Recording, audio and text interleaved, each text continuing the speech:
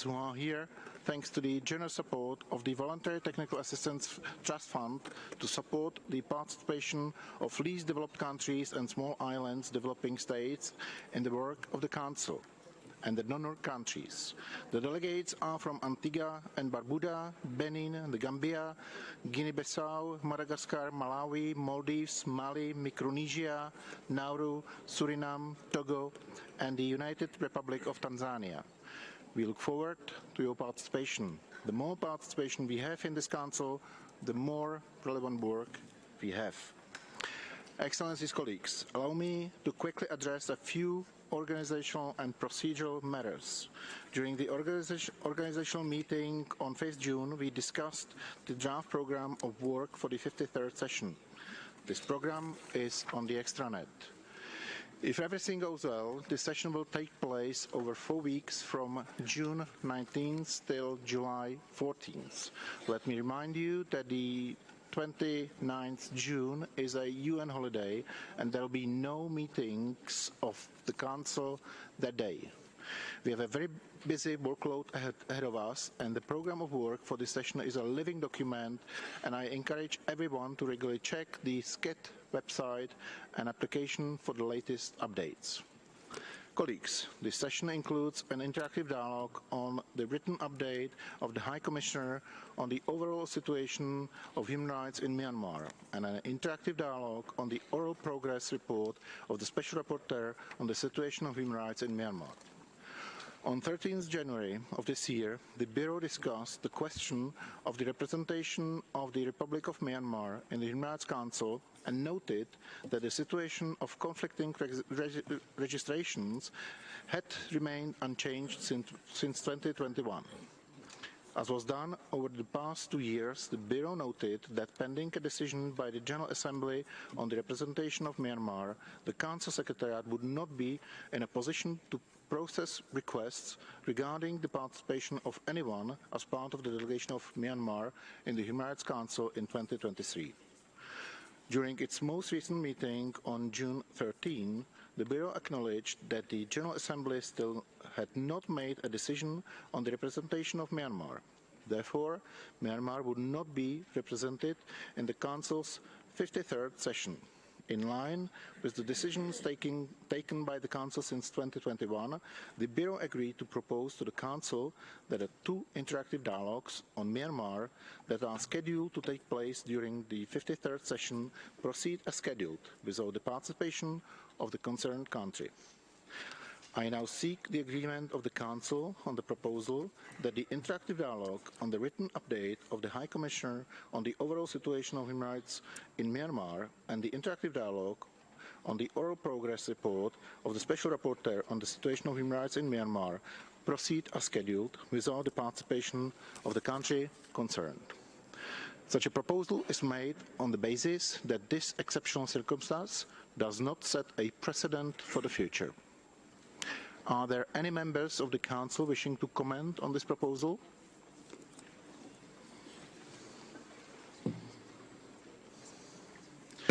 I see none, and I understand there is no objection to the Bureau's proposal that we proceed with the 2 interactive dialogues on Myanmar as scheduled without the participation of the country concerned, and it is therefore decided. Colleagues, I now propose that the Council approve the draft program of work with the understanding that it is a living document. Do any members of the Council wish to comment on this proposal?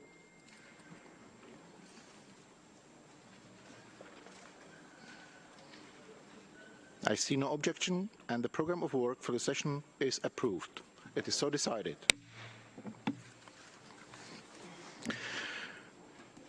Colleagues, the online system for inscription on the lists of speakers for all interactive dialogues and panel discussions opened on Monday, June 12th, and closes 24 hours before the meeting in which the respective dialogue or discussion is scheduled to start. Once the online inscription has closed, delegations may still inscribe or withdraw by sending an email to the list of speakers desk. The list of speakers will close approximately 15 minutes after the beginning of each debate. I kindly ask all delegations to respect the deadlines. The online system for inscription on the list of speakers for the adoptions of UPR outcomes will open next Monday, 26 June at 9 a.m.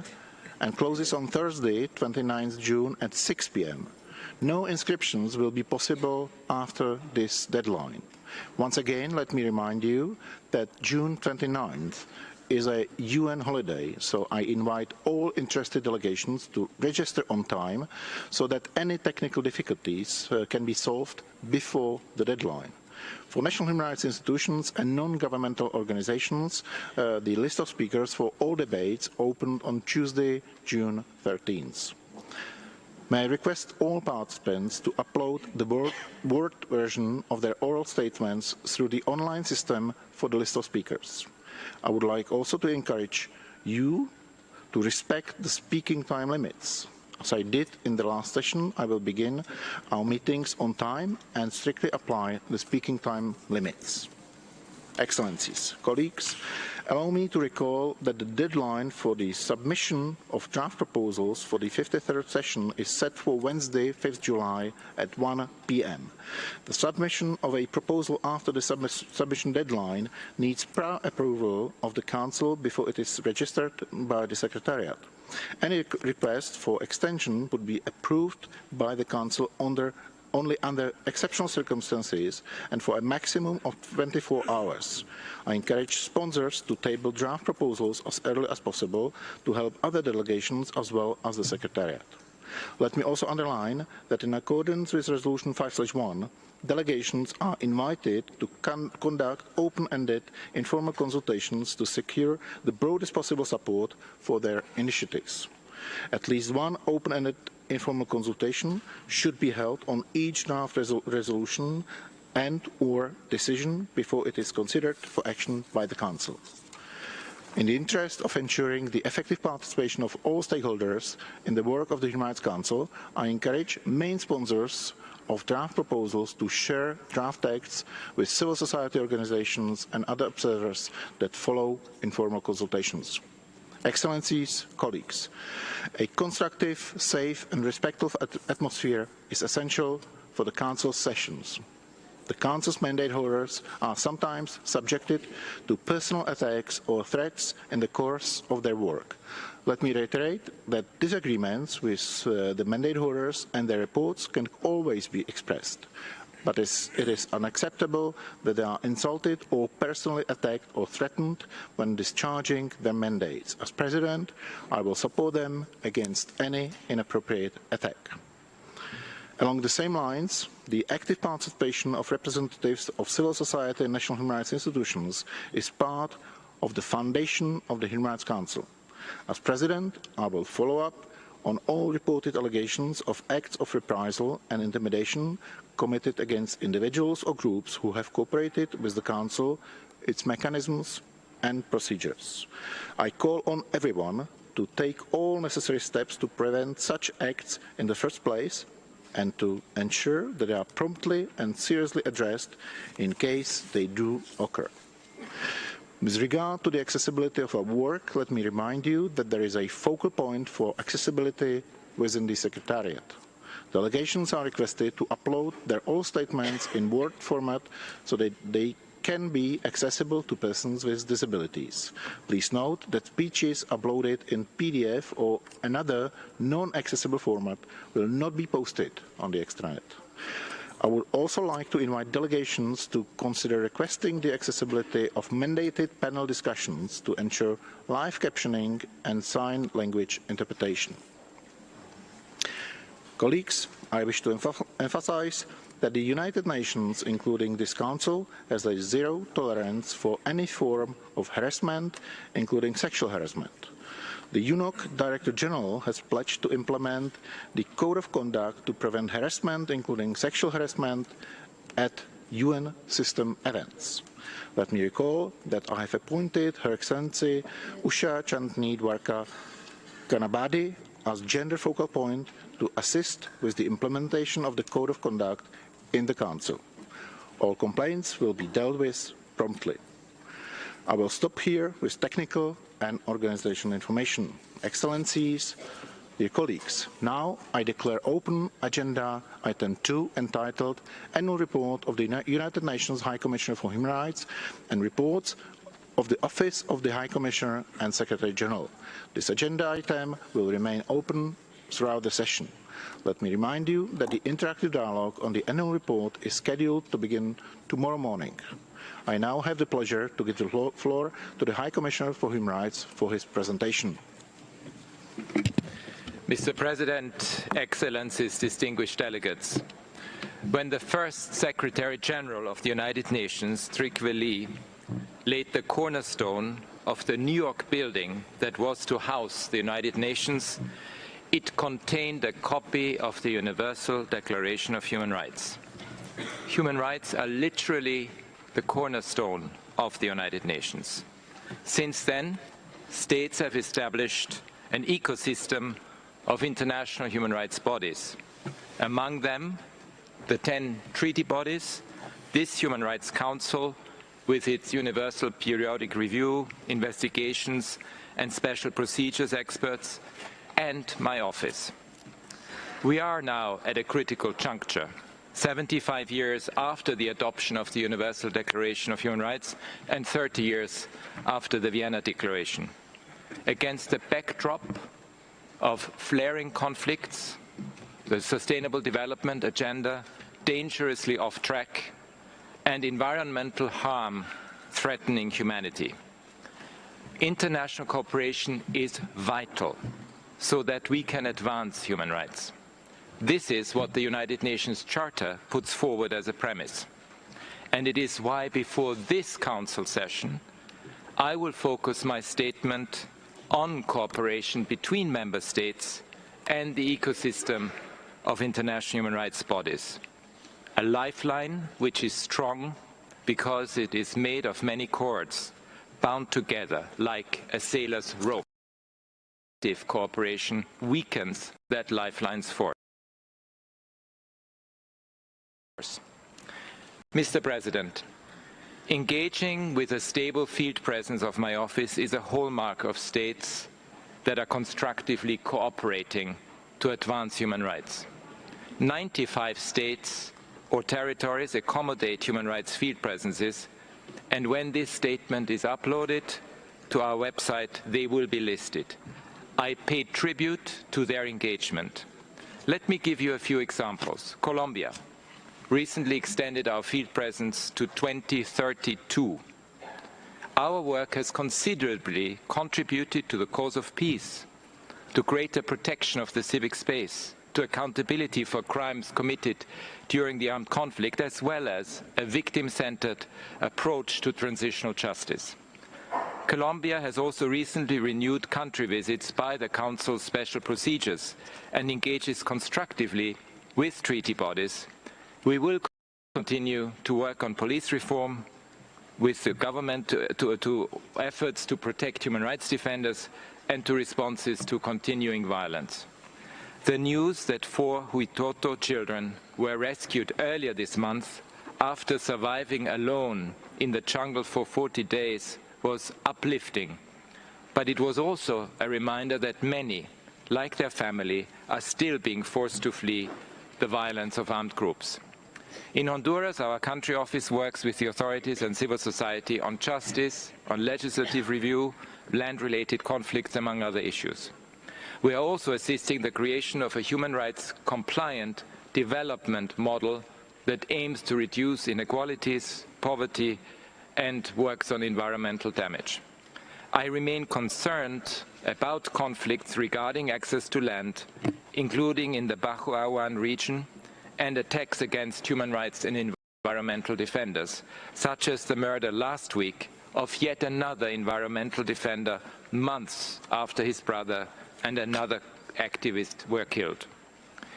In Guatemala, our field presence assists the authorities to address challenges regarding the rights of women, indigenous peoples, people with disabilities, social protection, access to land and business. I am deeply concerned about attacks against members of the judiciary, human rights defenders and journalists. extension of my office's presence would contribute to continued support to the state and civil society. 4 months ago, in the context of widespread political protests, my office formalized an agreement for a 2-year work plan in Peru. I look forward to progress on many issues, including the protection of environmental human rights defenders, the prevention and management of social conflicts, and broader access to justice. For the way forward, accountability is crucial, alongside respect for the independence of key institutions, including electoral and judicial bodies. The Office is engaged in discussions with Bolivia to continue cooperating and monitoring important human rights issues following the decision of the government to conclude the technical mission we had deployed since 2019.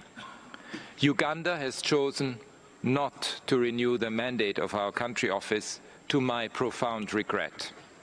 The decision was swiftly followed by the adoption of profoundly disturbing legislation that further criminalizes homosexuality, setting up a particular social group for persecution. Uganda's most recent official special procedures visit dates back to 2007. With widening inequalities and increasing restrictions on civic and political space, human rights engagement is more important than ever. We remain committed to working with Uganda to address these challenges, and I'd also like to take this opportunity to express my solidarity and deepest sympathy with the victims of last week's horrendous school attack. In Kenya, our team continues to work with security agencies to support policing that is compliant with human rights, notably during demonstrations. We also coordinate UN's support to police and prison reforms. Kenya's plan on business and human rights, which was launched last month, is an example of important progress that can result from cooperation across the full spectrum of human rights bodies. It first arose from a UPR recommendation, with additional steps recommended by the Working Group on Business and Human Rights, and I encourage follow-up in engagement with the special procedures. In Mauritania, our support to the authorities focuses especially on ending discrimination, notably the persistent issue of slavery, the rights of women and girls, and strengthening the rule of law, particularly with internal security forces. The government has facilitated independent investigations of human rights violations and full access for my office to all detention facilities. At least 38 cases of slavery have been brought to court under the anti-slavery law, with 10 judgments made in the first 2 months of this year. I commend the authorities' cooperation with the Special Rapporteur on contemporary forms of slavery during this visit last year. Regarding Mali's request for the withdrawal of MINUSMA, let me be clear. Human rights must always be above the fray of politics. In exercising the responsibilities entrusted to my office, we are guided solely by our mandate. When serious human rights violations or abuses occur, irrespective of the perpetrator, we need to monitor, document, and report on them in the interest of all Malians, in addition, of course, to working on prevention and delivering support to national institutions. I am fully aware of how complex the situation is in Mali, as well as of Mali's historic contributions to the human rights cause, particularly the Mandan Charter of the 13th century. Human rights is essential for the future of the country, and my office remains committed to continuing our work in Mali in cooperation with the transitional authorities, the civil society, and others. In respect of last month's announcement of possible legal action against my staff and others, I count on the authorities to respect the privileges and immunities of the United Nations and to ensure that no reprisals are taken against victims, witnesses, or their relatives. Cambodia has been our longest field engagement, and we have supported many legal and institutional reforms. But I am alarmed by the shrinking of civic space in the lead-up to the national elections in July. In Sri Lanka, although the government has regrettably rejected aspects of the Council's resolutions related to accountability, it has continued to engage with our presence on the ground. Sri Lanka has received a dozen visits by mandate holders in the past decade, and I encourage the authorities to implement their recommendations. In the Philippines, a joint program that addresses concerns identified by this Council has seen strong engagement by the government, civil society, the National Human Rights Commission, and UN partners. The Philippines is also once again facilitating special procedures visits after a hiatus of several years. It is essential that the government step up efforts to hold members of the security forces accountable for extrajudicial killings and other violations, and increases protection for human rights defenders. In the Pacific, to advance better protection for the rights of people affected by climate change to leave their homes, our regional office is helping to support Fiji and Tuvalu in the development of a strong regional framework on climate change mobility. With support from my office, Mongolia adopted Asia's first dedicated human rights defenders law. It has also established a national prevention mechanism on torture that will help address long-standing issues in prisons. And last week adopted an action plan on business and human rights that will help to address the environmental impacts of extractive industries. In a number of countries in the Asia-Pacific region, such as the Maldives and Timor-Leste, the Office has made contributions over many years in accompanying transitions away from conflict or towards democracy. Similarly, we are working with the government of Nepal on the proposed revision of transitional justice legislation, and I hope that the amendments will be in line with international norms and a victim-centered approach to finally complete this important element of the peace agreement. In Ukraine, our human rights monitoring mission has unimpeded access across all territory under government control, including to places of detention for civilians and prisoners of war. The government engages with us to implement recommendations and to discuss our findings. Cooperation with the Council's Independent International Commission of Inquiry has also been significant, with access to all requested locations. I encourage Ukraine to further pursue this approach by providing the Commission with all the information it requests. I urge the Russian Federation to cooperate with all the international human rights bodies, including my own office, to address the serious human rights issues that the country faces. They include the closing down of civic space, judicial proceedings targeting human rights activists, political opponents and critics, and persistent allegations of torture and ill treatment. Regarding Ukraine, I reiterate the need for cooperation with the Council's Commission of Inquiry and for my colleagues to have access to both Ukrainian territory occupied by the Russian Federation and to the Russian Federation itself, not least to visit civilian detainees, prisoners of war, and Ukrainian children and people with disabilities who have been taken to these areas. My office has for years sought access to areas under the effective control of de facto authorities in the South Caucasus region. People are being made more vulnerable by the absence of regular monitoring by and contact with the UN machinery, human rights machinery. Access would enable us to conduct human rights assessments and address people's needs, as well as help build confidence. I encourage Armenia and Azerbaijan to accelerate peace efforts anchored in human rights. I also underline the importance of free and safe movement through the Lachin corridor and the need to avoid any humanitarian impact on civilians.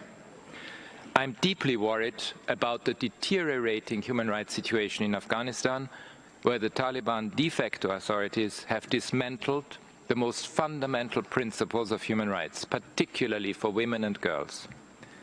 Yet, some openings for engagement have been possible by the Special Rapporteur, by other experts, and notably our field presence on the ground, for instance, through continued visits to prisons.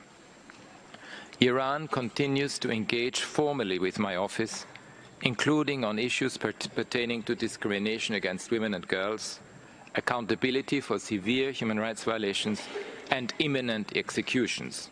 Yet, substantive implementation of the state's obligations under international human rights law remains very limited, and I am concerned by the massive recent increase in executions as well as continuing discrimination against women and girls. Iran does not cooperate with the Special Procedures Country Mandate and has received only one Special Procedures Mandate holder in the past 17 years. Mr. President, the Council's Universal Periodic Review makes absolutely clear that human rights scrutiny is in no way a violation of sovereignty, but a legitimate matter of international concern. The inclusion of civil society voices and the permanent cycle of its scrutiny create a heightened awareness of human rights issues and focus attention on follow-up. The UPR is not a one-off performance. It is a 4.5-year process that is intended to culminate in the implementation of recommendations. But in round 4 of the reviews, as in previous rounds, many recommendations are simply being rolled over for repeat. So I urge states, all states, to step up their implementation efforts as an expression of their genuine cooperation with the UPR. Voluntary mid-term reporting can be a useful tool in this respect.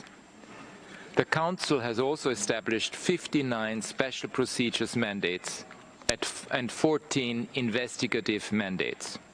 Special procedures mandate holders generally enjoy positive cooperation with states. On average, they conduct 60 to 80 country visits per year, and 129 states have extended a standing invitation. Indeed, despite the pandemic, 10 states have received 5 or more special procedures visits in the past 5 years, and I will name them because of this very positive approach: Argentina, Bangladesh, Canada, Ecuador, Honduras, Kyrgyzstan, Maldives, Mongolia, Qatar, and Tunisia. However, 19 countries have not received any visits in the past 5 years, despite receiving 5 or more requests, and even though 7 of these states have issued a standing invitation.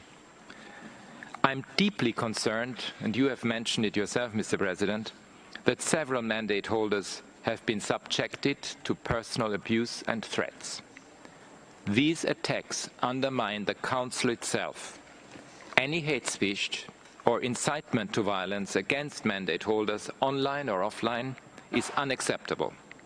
I will do my utmost to support the independence and integrity of the special procedures. A number of the Council's country mandates and investigative bodies face serious challenges with respect to both cooperation and access. South Sudan is an exception, and I acknowledge the government's agreement to allow the Council's Commission on Human Rights in South Sudan to base its secretariat in the country. This significantly boosts the Commission's ability to support the government in addressing the many human rights issues that are very challenging.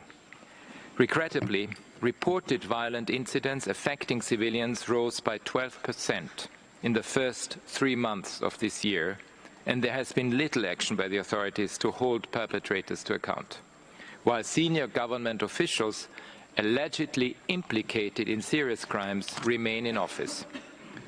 Syria has not engaged with the Council's Commission of Inquiry or the International Impartial and Independent Mechanism, and has received only 3 special procedures visits in the past 8 years.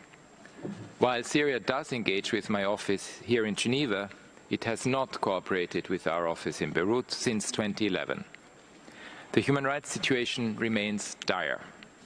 I'm hopeful that the authorities will engage with the General Assembly's new initiative to address missing people on all sides, and that this can assist broader engagement.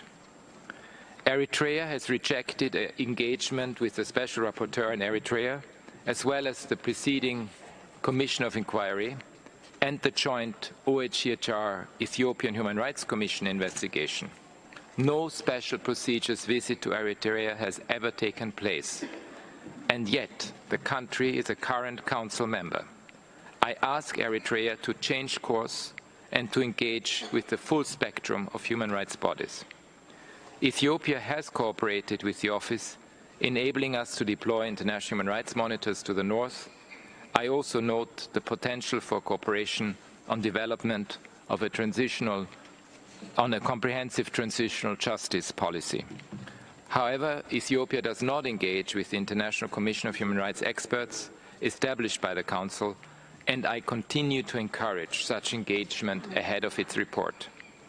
The military regime in Myanmar has refused to cooperate with the Council's fact-finding mission, the Independent Investigative Mechanism for Myanmar, or the Special Rapporteur. UNHRC has not had access to the country since 2019. In the meantime, the military deposed the democratically elected government and committed widespread human rights violations that a human rights presence on the ground might have helped to mitigate or prevent. Similarly, my office has had no access to Nicaragua since 2018, and the group of human rights experts set up last year has received no cooperation from the government. The authorities have continued to undermine the human rights of the Nicaraguan people with extremely harsh repression of civil society and a drastically reduced civic space, including cancellation of the legal status of numerous organizations. Nicaragua has not attended its last 3 treaty body reviews, and its most recent official visit by a special procedure mandate holder took place 14 years ago. Nicaragua will also leave the Organization of American States in November, further deepening the country's isolation and the fear and vulnerability of its people.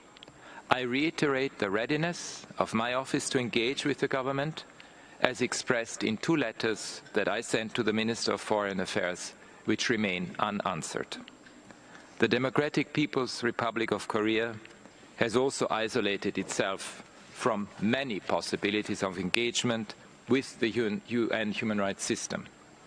Previously, although it consistently rejected the country-specific resolutions and mandates of the Council, including the country rapporteur, there was some engagement with thematic mandates and the treaty bodies. But today, the country has fallen behind in its treaty reporting.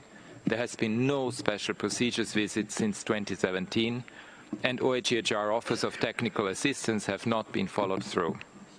As the country reopens after the pandemic and in the spirit of the Human Rights 75 initiative, I hope there can be new opportunities for engagement. I also encourage Belarus to reverse its current position and to cooperate fully with the UN human rights bodies. A recent visit by the Special Rapporteur on Migrants was limited to the situation at the border with Poland. Belarus refuses to engage with the OHCHR human rights examination mandated by this Council, with the Special Rapporteur in Belarus, or with special procedures mandates on civil and political rights. Although Belarus is up to date with its formal reporting requirements to the treaty bodies, it has withdrawn from the optional protocol to the International Covenant on Civil and Political Rights and discontinued our field presence in 2021. This significantly limits the ability of the office to provide profoundly needed assistance. Since 2016, Burundi has not granted access to or cooperated with the Council's Commission of Inquiry or the special procedures, including the country mandate. It demanded the closure of our field presence in 2019. Given the country's continued fragility, with wide-ranging lack of accountability and inequalities, greater engagement would enable us to support a more open civic space, among other pressing issues. I'm extremely worried by the deteriorating situation in the occupied Palestinian territory. In the occupied West Bank, excessive use of force and unlawful killings of Palestinians by the Israeli security forces have increased, including apparent extrajudicial killings. The recent escalation of violence in Gaza, as well as forcible transfer of Palestinians through evictions, demolitions of homes, the expansion of settlements and settler violence also cry out for human rights-based solutions. However, although Israel's engagement with the UPR last month was constructive, its cooperation with the special procedures and the Independent International Commission of Inquiry is almost non-existent. In addition, for 3 years, the authorities have not granted visas to my international colleagues to monitor issues on the ground. I sincerely hope that Israel's acceptance of key recommendations during its 4th UPR cycle will be the basis for renewed constructive engagement with my office and the UN human rights ecosystem. Mr. President, the human rights treaties and the 10 treaty bodies that monitor their implementation set the foundation for the work of all other human rights bodies, including this Council. In the past year, for example, China has cooperated with several treaty bodies, leading to important guidance for follow-up. They include concerns in relation to the national security law in Hong Kong, SAR, discrimination against Uyghurs and other Muslim minorities in Xinjiang, UAR, assimilation policies that undermine the identity of minorities, including Tibetan people, as well as restrictions on the civic space. My office is seeking further engagement with China on these and other issues, and we also encourage China to seek the expertise of special procedures mandate holders. Regular reporting to the treaty bodies is a key part of each state's commitments, and it does not require a high GDP. Unlike many more wealthy states, Senegal has ratified all core human rights treaties and is also fully up to date with all reporting obligations. While I have recently noted concerns, it is important to acknowledge that this is a country with a long tradition of positive cooperation. Belize, which has also ratified all core treaties, has made significant advances in its reporting with the assistance of the Office. Samoa has ratified 6 of the treaties, with discussions underway on a 7th. It also has a very well-functioning follow-up mechanism. But despite these examples of less wealthy countries that maintain full engagement with the treaty bodies, the system overall faces a significant lack of cooperation from its state parties. Only 37 states or regional organizations are currently up to date with all their reporting requirements to the treaty bodies. A total of 601 reports by states are overdue. Reports by 78 states have been overdue for more than 10 years. The treaty body with the smallest proportion of reporting up to date is the Committee on the Elimination of Racial Discrimination, a body whose goals and recommendations are fundamental to all human rights everywhere. In this anniversary year, there is an urgent need for all states to implement recommendations by UN anti-racism bodies and the agenda towards transformative change for racial justice and equality. I urge all states to take decisive action to dismantle systemic racism in every domain, and notably in the context of law enforcement, particularly against Africans and people of African descent. Last year, the Subcommittee on the Prevention of Torture was forced to suspend its visit to Australia due to failure to cooperate with officials at the regional level. I also want to note Nicaragua's refusal of the subcommittee's planned visit this year. Backlogs of both state party reviews and individual communications are alarmingly high. As of 30 April, there were 385 state party reports awaiting consideration. It would take the committees just over 3 years to clear the backlog at current resources, not taking into account the new reports that would come in during that time. The situation for individual complaints is also dire, with over 1,800 complainants currently waiting for a decision about their cases. Clearly, our resources are not commensurate to these important tasks, and we ask for greater support from Member States. The treaty body strengthening process is at a critical juncture. It is essential that we build a more sustainable, cost-effective and fit-for-purpose treaty body system. The biannual General Assembly resolution on the treaty body system in December 2024 will be an important opportunity for Member States to take action. My office has prepared options for a predictable calendar of reviews of state reports, harmonization of working methods of the treaty bodies, and a digital leap forward. And I hope very much that you can engage with this process so that we have a much more robust result in December 24. For the treaty bodies to be effective, their membership must also be diverse, including gender balance. But there are currently only 2 women among the 11 candidates nominated by state parties for the forthcoming elections for the Committee Against Torture. I therefore intend to publish an infographic on the gender composition of all the human rights mechanisms so that states are able to ensure gender-balanced representation among the experts they would like to nominate. As part of our Human Rights 75 initiative, the Office has launched a campaign to promote ratification of all human rights treaties and optional protocols. The Convention on the Rights of the Child, as you know, is the most broadly ratified of the treaties, with 196 states parties. In other words, it includes every member state, with the exception of the United States of America. I encourage the US to ratify it and the 5 other human rights treaties that it has not yet ratified. I also concur with the International Independent Expert Mechanism to advance racial justice and equality in the context of law enforcement, that in the US, and I quote, "the deep and long-lasting entrenched legacy of slavery includes structural racial discrimination in law enforcement. This requires very urgent action, as do the disproportionate incarceration, poverty, ill health, and mortality, including maternal death of people of African descent."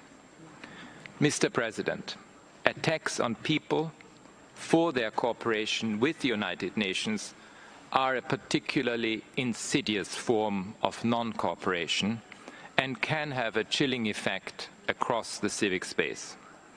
In line with the Council's Resolution 12-2, 13 reports on intimidation and reprisals have been issued by the Secretary-General with information on over 700 cases or incidents of reprisals in 77 countries.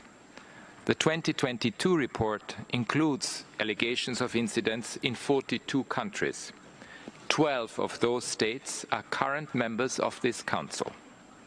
But the annual Reprisals report does not provide a complete picture. When intimidation and repression of civil society is so intense that people simply refrain from taking the risk of cooperating with international bodies, we will receive no reports of reprisals because nobody dares to interact with us. I'm profoundly concerned about this strangulation of civil society in several countries.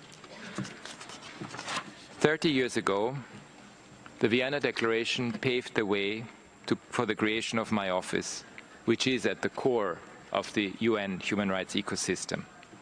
The office has grown from just 2 to 101 field presences over the past 30 years in 95 countries. This reflects widespread recognition that cooperating with us to advance human rights has immense practical benefits, also from the perspective of the comparative advantage that we know what is going on and that we can share best practices with the rest of the world.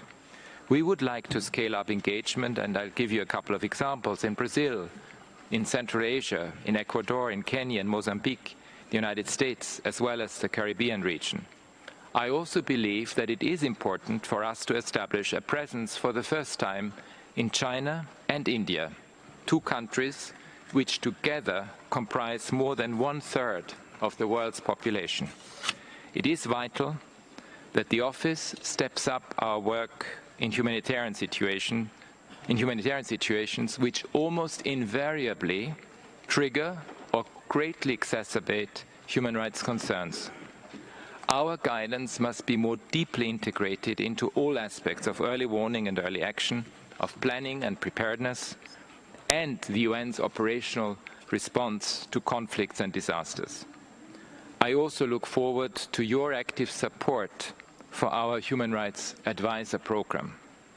We need to double the budget of the office in the coming years to achieve these goals. We also need greater political support. There should ultimately be a human rights office in all countries to provide support, but also to learn from each country's experience in advancing human rights. A strong UN Human Rights Office and a healthy, well-resourced human rights ecosystems are a global public good, especially in these turbulent times. Thank you, Mr. President. Thank you, Mr. High Commissioner. Colleagues, we will now change the podium, so do not leave the room, and we will continue with enhanced interactive dialogue on the situation of human rights in Afghanistan. We will resume in a minute. Thank you.